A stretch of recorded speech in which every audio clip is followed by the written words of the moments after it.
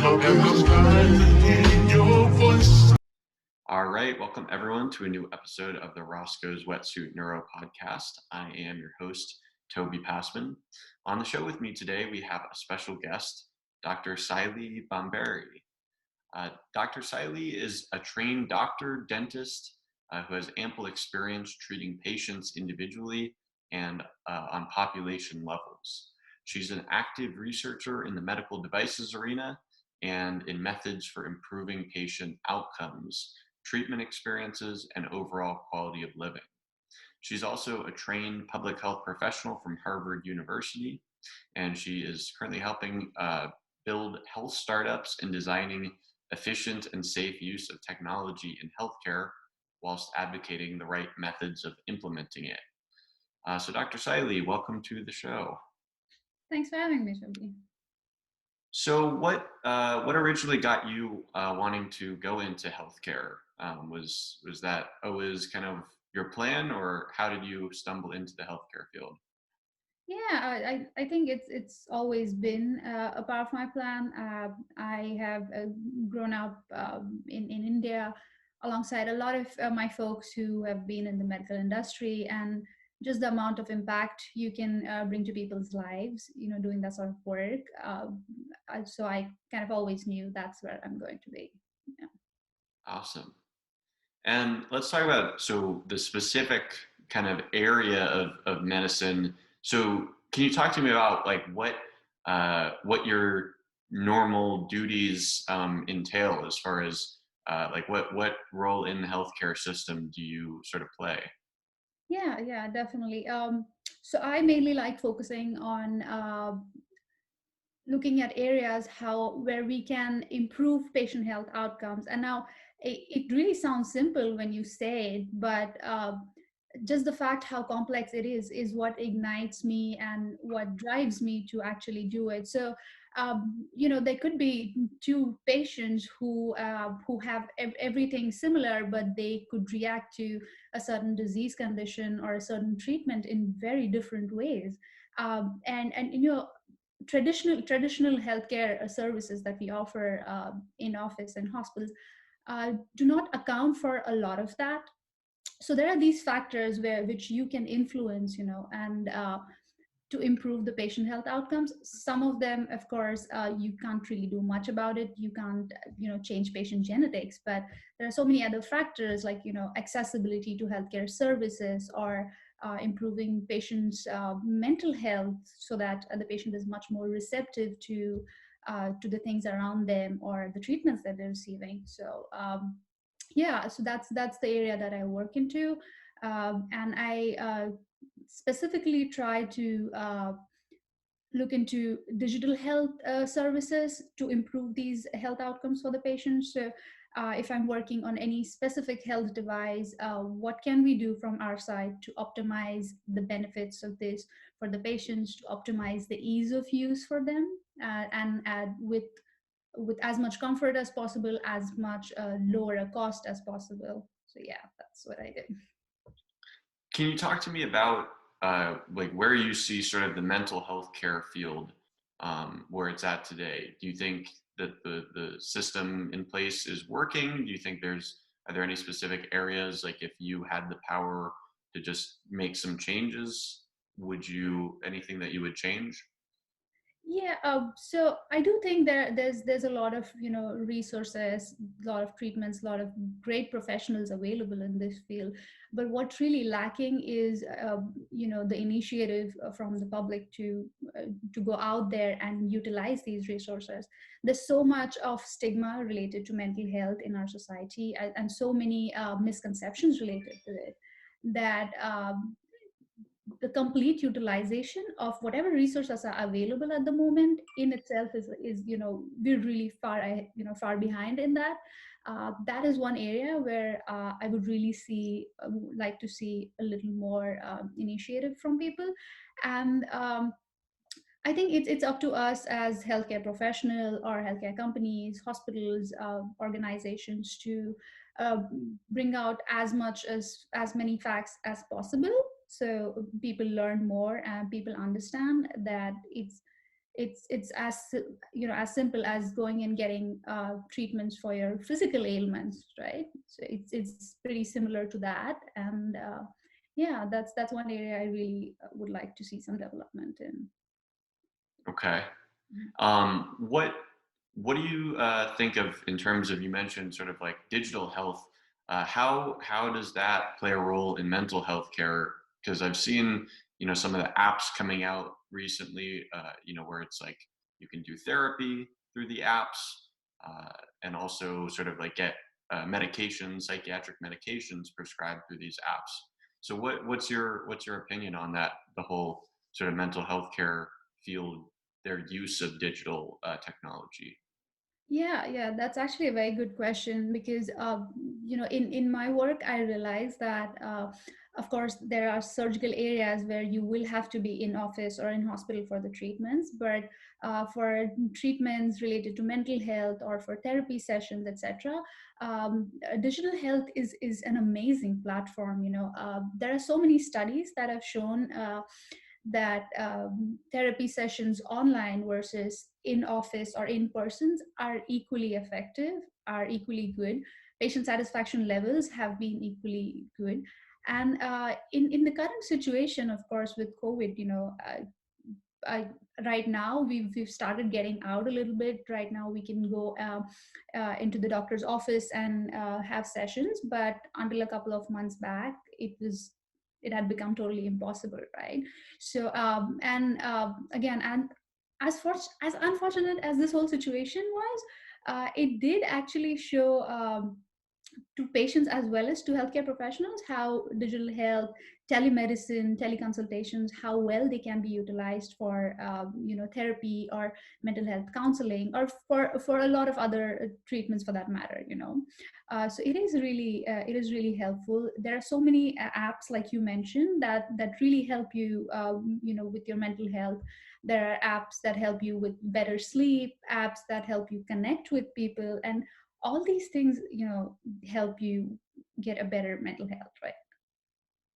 Yeah. So as far as what should we expect going forward within like mental health, and like, do you see any new technologies or new digital technologies that are going to start kind of coming up anytime soon?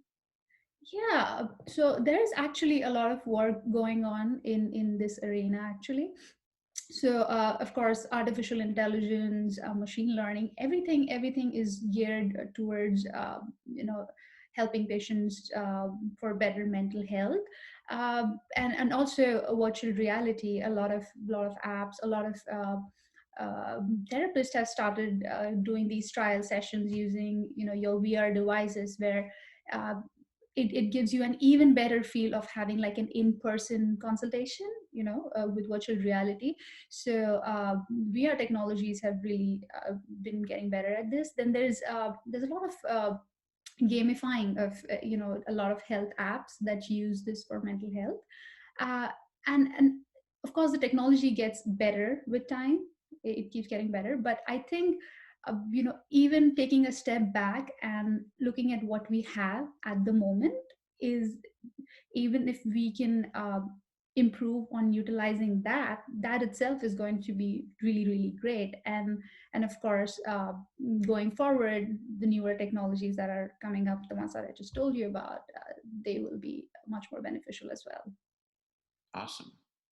In terms of, you briefly mentioned with COVID and what's going on now, how have you seen that just change maybe the mental health care field or people's perception of mental health? It seems like an issue that's definitely, it was already seemed like it was becoming less sort of taboo to talk about mental health already, but COVID seems to have really brought that to the public's attention. Yeah, you're absolutely right about that. So, of course, mental health issues have been really, really common even before COVID. But like you said, not many people want to come out and talk about that. Not many people want to go seek help. But what COVID did is it put us all through this traumatic event of our lives. And now maybe more than ever we're facing stress and anxiety. And so I think, of course, it is an unfortunate situation, but more people are coming out and talking about it, are discussing that, hey, this is a common situation that all of us are going through, and it is bound to cause these mental health issues. It's bound to have a toll on us. So more and more people are coming out and talking about it, which makes it much easier to for others to seek help, ones who haven't been very very comfortable doing that in the past. So it's much more easier. It has also led to a lot more dialogue within the families and within your own social circles. Previously, if someone's suffering from mental health issues, I don't think a lot of them discuss this with their families, let alone with their friend circle or social circle. Now with COVID being like a universal scenario, people are discussing these things, and I think like discussing mental health issues is a very good first step towards seeking help, or even self-help in a lot of situations. The other things being, health organizations, WHO, CDC, and even your local authorities are coming out and saying that, yes, because of COVID, there is these health issues, but a lot of people are suffering through mental health problems, and they themselves are talking about these things. They are providing resources, providing helplines for people to reach out. So just in case you did not have the resources before, now people have them. So it's easier to seek mental health. And the other thing is, you know COVID has kind of led us all to think what are, it's like an existential thing, right? We've all started thinking what are the important things for us in life. We've all been running in our lives day in and day out before this, and this huge event happened. So now people are taking a step back and thinking, what do we need to live a healthy life? So if you were a little uncomfortable getting mental health uh, help for that before, now you're a little more comfortable. If you did not give it that much importance before, now you think it is important. So, yeah. How do you see AI and machine learning impact like mental health or just the healthcare field in general? Can you give me any specific examples of some of the utilizations of those technologies? Yeah, definitely. So AI and machine learning, they would use a lot of healthcare data, de-identified data to come up with patient help tools like chatbots. You have a lot of websites where patients can go on these websites, try to input whatever issues they're facing, and get some help related to that. Of course, there's a lot of controversy and a lot of debate about how much to trust these things. So again, let's not take it as a diagnosis, but even just for you to understand what is the next step you should be taking, these chatbots are really helpful. And AI is what actually makes these sort of chatbots happen. Again, your medical devices that work, right? Your wearable devices that you're using, a lot of these use AI technology. And all of us know how much wearable devices have made our lives easier and better, right? So, yeah. And for mental health, of course, again, all these things together will will help you with mental health. So um, if you're looking for help regarding your sleep or counseling sessions, it's helpful for that, right? Yeah. Okay. What do you see as far as in terms of like personalized healthcare is something that is talked about a lot now. How do you see that playing out? Uh, I guess I'm not sure if you looked at like just the different types of healthcare too, as far as like with functional medicine versus more like traditional Western medicine. And I was just wondering kind of your perspective on all that. Could you elaborate a little more on that question? Yeah. So as far as like with individualized healthcare, I'm wondering, how if you see that it's if there's aspects of it that are working currently, if it's a system that is broken, or just and sort of the different aspects of like the different approaches to personalized health sometimes being so radically different in this country. Mhm. I was just wondering kind of on your take on all that. Yeah, yeah. So it is actually a very good question, and again, it's part of the research studies that I do. Looking at how health outcomes for patients can differ, and how you can fine tune treatments or care for patients depending on their personal situations or their personal case. And yes, you're right, personalized healthcare has been really an overlooked part in Western medicine, as well as non-Western traditional medicine. And that's where I think a lot of work is needed. So there is some work going on in this area, how we can personalize healthcare for patients in order to make it much better for them, rather than having a one size fits all, but still not enough work going into that, still not enough research into that, and even less application to our day-to-day healthcare services that happen. What are some of the other, you talked about leading like research studies. What are some of the other research questions that you've been attempting to answer or to take a look at? Yeah.